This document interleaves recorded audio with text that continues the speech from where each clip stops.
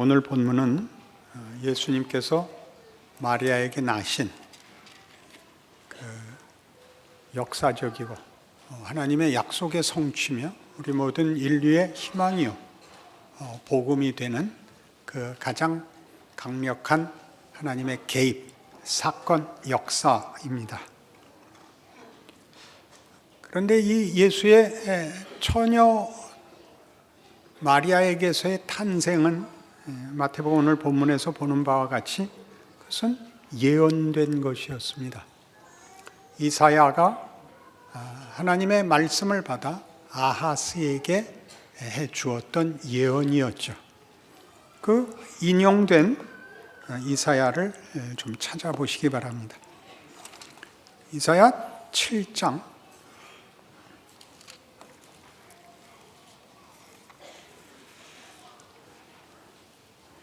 좀 길지만 역사적 상황을 위해서 이 예언의 역사적 배경을 알 필요가 있습니다. 남북왕조 시대에 남왕국과 북왕국은 자주 싸웠습니다. 북왕국 이스라엘 그리고 당시에 거대한 제국이었던 아람 이 각각 유다를 침공했다가 실패하고 그 아람과 지금으로는 시리아죠. 아람과 북왕국이 동맹을 맺고 이제 유다를 치기로 합니다. 당시의 왕이 아하스고 선지자는 이사야입니다. 7장 1절을 읽습니다. 우시아의 손자요 요담의 아들인 유다의 아하스 왕 때 아람의 르신 왕과 르말리아의 아들 이스라엘의 베가 왕이 올라와서 예루살렘을 쳤으나 능히 이기지 못하니라. 어떤 사람이 다윗의 집에 알려 이르되 아람이 에브라임과 동맹하였다 하였으므로 왕의 마음과 그의 백성의 마음이 숲이 바람에 흔들림같이 흔들렸더라. 그때 여호와께서 이사야에게 이르시되 너와 내 아들 스알야숲은 윗못 수도 끝 세탁자의 밭 큰 길에 나가서 아하스를 만나 그에게 이르기를 너는 삼가며 조용하라. 르신과 아람과 르말리아의 아들이 심히 노할지라도 이들은 연기나는 두 부지깽이 그루터기에 불과하니 두려워하지 말며 낙심하지 말라. 아람과 에브라임과 르말리아의 아들이 악한 꾀로 너를 대적하여 이르기를 우리가 올라가 유다를 쳐서 그것을 쓰러뜨리고 우리를 위하여 그것을 무너뜨리고 다부엘의 아들을 그 중에 세워 왕으로 삼자 하였으나 주 여호와의 말씀이 그 일은 서지 못하며 이루어지지 못하리라. 대저 아람의 머리는 다메섹이요 다메섹의 머리는 르신이며 65년 내에 에브라임이 패망하여 다시는 나라를 이루지 못할 것이며 에브라임의 머리는 사마리아요 사마리아의 머리는 르말리아의 아들이니라. 만일 너희가 굳게 믿지 아니하면 너희는 굳게 서지 못하리라 하시니라. 그러니까 이 두 나라가 각각 쳐들어왔다가 이기지 못하여 동맹을 맺고 함께 쳐들어오겠다는 소리에 아하스와 유다 왕국 전체가 떱니다. 이사야가 하나님의 말씀을 가지고 와서 걱정하지 마라. 저 둘은 연기나는 두 부지깽이에 불과하다. 저 둘은 65년 내에 망할 것이다. 그리고 이 징조가 주어집니다. 10절이죠. 여호와께서 또 아하스에게 말씀하여 이르시되 너는 내 하나님 여호와께 한 징조를 구하되 깊은 데에서든지 높은 데에서든지 구하라 하시니 아하스가 이르되 나는 구하지 아니하겠나이다. 나는 여호와를 시험하지 아니하겠나이다 한지라. 이사야가 이르되 다윗의 집이여 원하건대 들을지어다. 너희가 사람을 괴롭히고서 그것을 작은 일로 여겨 또 나의 하나님을 괴롭히려 하느냐. 그러므로 주께서 친히 징조를 너에게 주실 것이라. 보라 처녀가 잉태와 아들을 낳을 것이요 그의 이름을 임마누엘이라 하리라. 그가 악을 버리며 선을 택할 줄 알 때가 되면 엉긴 젖과 꿀을 먹을 것이라. 대저 이 아이가 악을 버리며 선을 택할 줄 알기 전에 네가 미워하는 두 왕의 땅이 황폐하게 되리라. 이 처녀 탄생이 징조로 주어집니다. 그러니 이제 이 약속이 이 예언이 신약에 와서 예수 탄생에서 완성되어 우리는 예수님의 오심이 이제 가장 큰 기적, 동정녀 탄생이라는 데 초점을 갖고 있고 당연히 그래야 합니다마는 역사적 배경에서 보면 이 사건은 그 내용이 대단히 큽니다. 기적 하나로 얼버무리면 안 됩니다. 지금 이사야 7장의, 그러니까 마태복음 1장이 인용한 이 성취의 근거인 약속에서는 이렇게 돼 있는 거죠. 아람과 이스라엘이 쳐들어오지만 걱정하지 마라. 그들이 성공하지 못하고 65년 내에 망할 것이다. 이게 이제 이사야가 하나님의 말씀으로 아하스에게 준 예언입니다. 그리고 그것이 확실한 증거를 달라 그래라. 징조를 달라 그래라. 아하스가 안 달래겠다. 그래? 그럼 내가 주마. 해서 준 게 보라 처녀가 잉태하여 아들을 낳으리니 그 이름을 임마누엘이라 하라. 그가 낳은 아들이 제법 커서 젖을 떼고 커서 그 다음에 아주 늙기 전에 그 두 나라가 패망할 것이다. 이렇게 주어진 것입니다. 그 배경 속에서 읽으면 당시에는 당연히 이런 뜻입니다. 아하스나 이사야가 잘 알고 있을 어떤 집의 교수, 요새는 그 말 안 쓰죠. 젊은 딸 아이가 결혼을 하고 결혼해서 애를 낳고 시간이 걸리는, 그래서 애를 낳아서 애가 어지간히 클 때쯤 되면 둘이 망할 것이다. 그러니 다시 얘기하면 지금 쳐들어와도 망하지 않는다. 우리가 아는 그 애가 커서 시집을 가고 시집 가서 애를 낳고 애가 잘 크는 게 무슨 뜻이에요? 망하지 않고 이 나라는 계속 가고 결국은 저 나라가 망한다.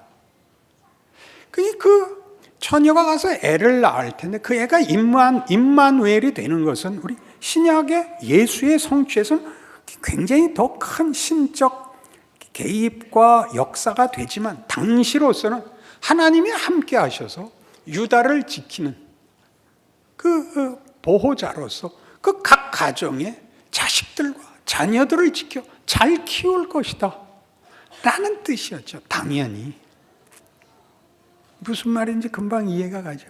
나라가 성해야 시집을 가든 장가를 가든 할 것이요, 애를 키우고 애가 클 것 아닙니까? 그 애가 아주 나이 많기 전에 저 나라가 망할 것이다. 그것이 신약에 와서는 그 시간을 확 압축해서 처녀가 시집가고 애 낳아서 기르고가 아니라 그냥 단숨에 처녀로부터 예수님이 탄생하심으로 시간을 초월하고 계시는 하나님이 등장을 하죠. 그러니까 다시 풀면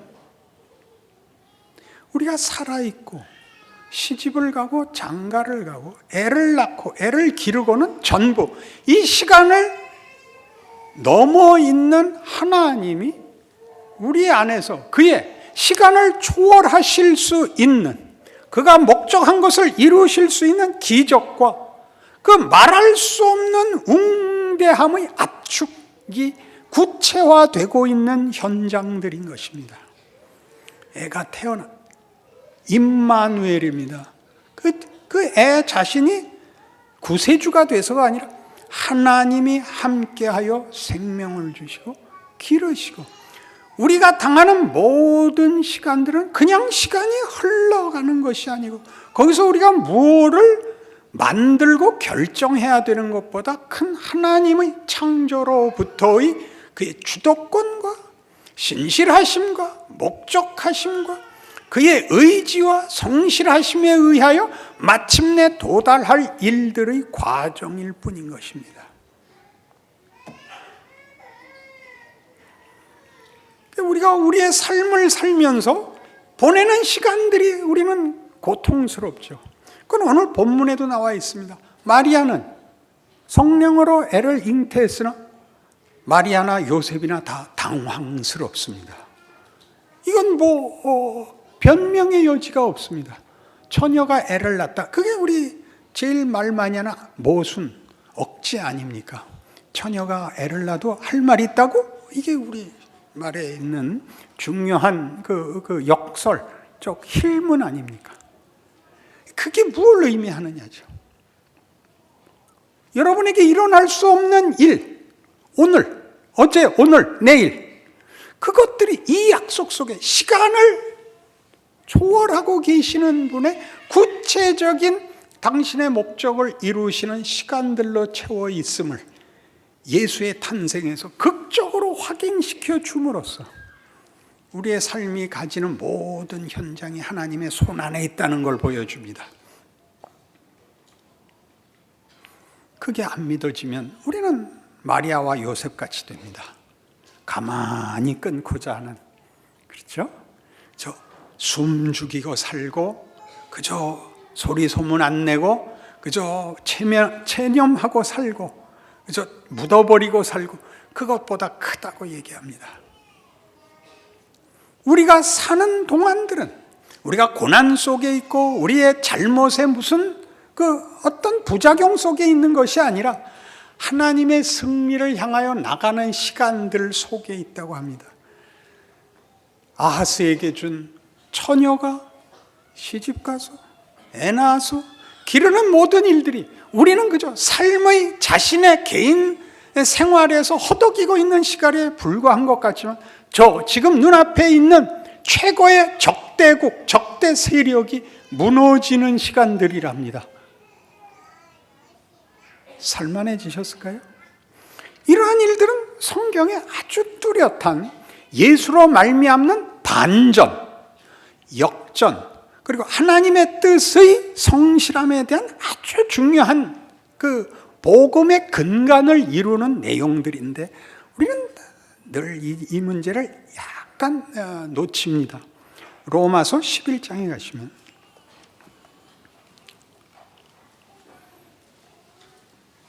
25절, 형제들아 너희가 스스로 지혜 있다 하면서 이 신비를 너희가 모르기를 내가 원하지 아니하노니 이 신비는 이방인의 충만한 수가 들어오기까지 이스라엘의 더러는 우둔하게 된 것이라. 그리하여 온 이스라엘이 구원을 받으리라. 기록된 바 구원자가 시온에서 오사 야곱에게서 경건하지 않은 것을 돌이키시겠고 내가 그들의 죄를 없이 할 때 그들에게 이루어질 내 언약이 이것이라 함과 같으니라. 복음으로 하면 그들이 너희로 말미암아 원수된 자요 택하심으로 하면 조상들로 말미암아 사랑을 입은 자라. 하나님의 은사와 부르시면 후회하심이 없느니라. 너희가 전에는 하나님께 순종하지 아니하더니 이스라엘이 순종하지 아니함으로 이제 긍휼을 입었는지라. 이와 같이 이 사람들이 순종하지 아니하니 이는 너희에게 베푸시는 긍휼로 이제 그들도 긍휼을 얻게 하려 하심이라. 하나님이 모든 사람을 순종하지 아니하는 가운데 가두어 두시면 모든 사람에게 긍휼을 베풀려 하심이로다. 이스라엘은 어떻게 되는가 하는 질문에 대한 대답입니다. 이스라엘은 예수를 거부했습니다. 십자가에 못 박았습니다. 그리고 복음은 이방에 들어가 버렸습니다. 이방이 구원을 얻고 이스라엘은 이제 버려졌는가? 그럴 리 없다, 그거죠. 그럴 리 없다. 이스라엘을 제사장을 삼아 이방에 복음을 전하기로 돼 있었는데 이스라엘이 제사장 직분을 실패했다.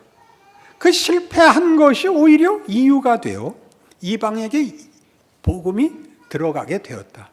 그건 처녀가 애를 낳는 것 같이 본인이 낳은 것이 아닌, 이스라엘이 낳은 것이 아닌, 이스라엘이 만들지 않은 것으로 너희라는 자식이 생겼으니 동일한 은혜로 이유와 원인과 자격이 없는 것으로 결과를 만드시는 하나님이라는 것이 증거된 그대로 이스라엘 자신도 구원을 받을 것이다. 이게 바울의 고백이죠. 우리가 조금 전에 본 시간을 넘어서시는, 그리고 시간의 가치, 시간의 결국을 그의 손에 쥐고 계시는 하나님을 본 것 같이 이 잘잘못에 관한 보응에서도 하나님은 잘한 것에 대한 보응보다 큰 하나님의 의지를 갖고 있습니다. 당신의 은혜와 약속을 기어이 성취하시겠다는 은혜와 자비와 긍휼의 하나님의 의지이지요. 그니 결국 일이 돌아옵니다. 33절, 깊도다 하나님의 지혜와 지식의 풍성하며 그의 판단은 헤아리지 못할 것이며 그의 길은 찾지 못할 것이로다. 누가 주의 마음을 알았느냐? 누가 그의 모사가 되었느냐? 누가 주께 먼저 드려서 갚으심을 받겠느냐? 이는 만물이 주에게서 나오고 주로 말미암고 주에게로 돌아감이라. 그에게 영광이 세세히 있을지어다. 아멘. 만물이 그에게서 나오고 만물이 그로 말미암고 그에게로 돌아간다는 게 무슨 뜻이죠? 그가 원칙입니다. 그가 방법과 이유를 만드시는 분입니다. 변덕을 부리는 것과는 다릅니다. 포도원 비유 기억나시죠? 새벽에 온 사람들에게 한 데나리온, 점심에 온 사람에게 동일하게 한 데나리온, 저녁에 온 사람에게 한 데나리온. 성경의 비유의 핵심을 위해서 꼭 순서를 바꿨죠. 저녁 5시에 온 사람들이 한 데나리온을 받는지라. 그냥 아침에 온 사람들이 기대를 했죠. 더 받을 줄. 똑같이 줬죠. 왜 우리는 요거 똑같이 줍니까? 내 마음이다. 거기에 누구 것을 빼앗은, 약속을 어긴 것이 없습니다. 늦게 와서 받을 자격이 없는 이에게도 동일한 은혜를 베푸신 하나님의 은혜, 그의 성실하심, 그것이 그의 관용이 기쁨인 이것을 기억하지 못하면 기독교는 이해되지 않습니다. 더욱 중요하게 인생을 살 수가 없습니다. 인생이 다만 일한 대로 받는 것이 전부라면 신앙생활을 할 수가 없죠. 신앙생활은 그것보다 크거든요. 하나님이 더 크시고 세상 위에 계시고 세상을 만드신 분이고 이 경쟁의 원리, 생존의 원리보다 더 큰 하나님의 은혜와 성실하심이 있다. 그걸 알아야 신앙생활을 하죠. 살아남을 수가 있죠. 아니면 세상의 법칙에 묶이는 수밖에 없죠. 그러니 오늘 예수의 탄생이 갖는 의미가 무엇인지 아셔야 됩니다. 우리에게 준 시간 속에서 여러분의 역할을 하십시오. 그 영광을 누리십시오. 이 모든 것이 승리를 향하여 나갈 수밖에 없다는 걸 이해하십시오. 사는 건 만만치 않습니다. 그러나 성경에 하는 가장 중요한 복음의 핵심 내용을 이해하신다면 사는 건 사뭇 흥미진진합니다. 울고 웃고 깊어지고 위대해질 수 있습니다. 그 인생을 사는 여러분들 되시기 바랍니다. 기도하십시다. 하나님 아버지 은혜를 감사합니다. 우리의 삶이 하나님의 은혜와 자비와 능력 안에 있다는 것을 확인하는 예수의 나심입니다. 처녀에게서 나셨습니다. 하나님의 능력은 우리의 자격과 우리의 환경과 조건과 상관없습니다. 하나님의 어떠하심, 신실하심과 능력과 기쁘신 뜻 아래에 있습니다. 그것을 알게 하셨으니 우리 각각의 인생을 위대하게 살아내는 승리와 믿음이 있게 하옵소서. 예수님 이름으로 기도합니다.